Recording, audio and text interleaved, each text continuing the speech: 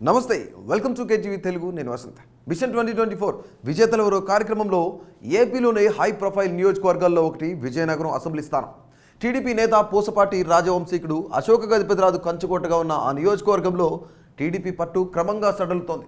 కుటుంబ గొడవలు తెరపైకి వస్తున్నాయి.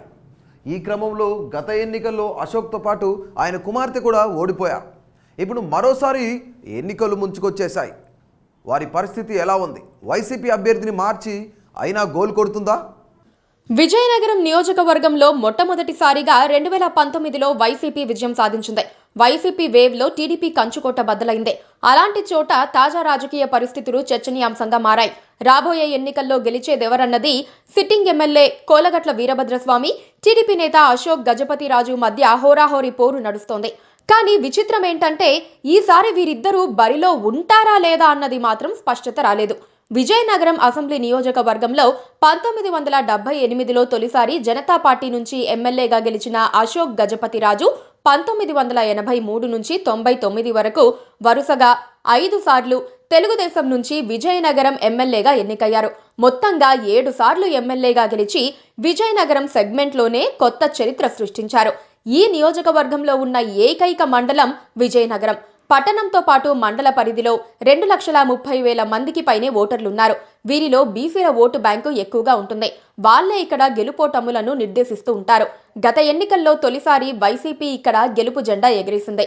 తెలుగుదేశం తరపున పోటీ చేసిన అశోక్ గజపతిరాజు కుమార్తె అదితి గజపతిరాజుపై 6,000కు పైగా ఓట్ల మెజారిటీతో వైసీపీ అభ్యర్థి కోలగట్ల వీరభద్రస్వామి ఎమ్మెల్యేగా గెలిచారు.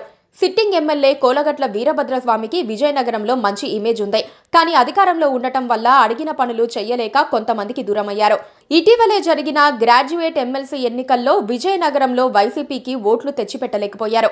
బీసీలు ఎక్కువగా ఉండే విజయనగరం స్థానంలో వచ్చే ఎన్నికల్లో బీసీలకే టికెట్ ఇవ్వాలంటూ సొంత పార్టీ నేతలు హైకమాండ్పై ఒత్తిడి చేస్తున్నారు.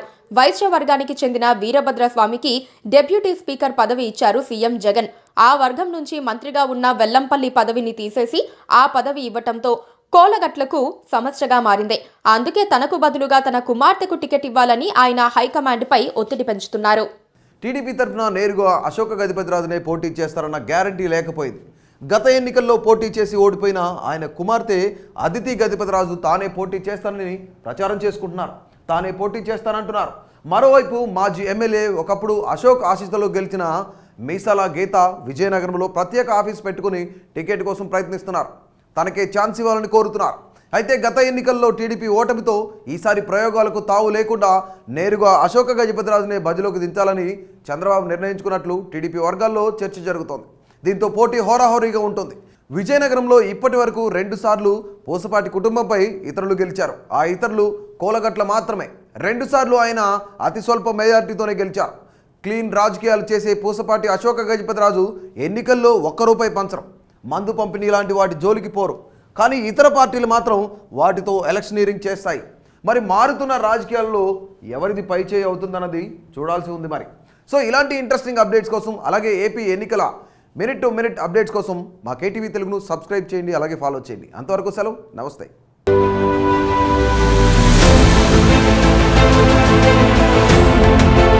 Please subscribe to KTV Telugu. KTV Telugu. KTV Telugu channel.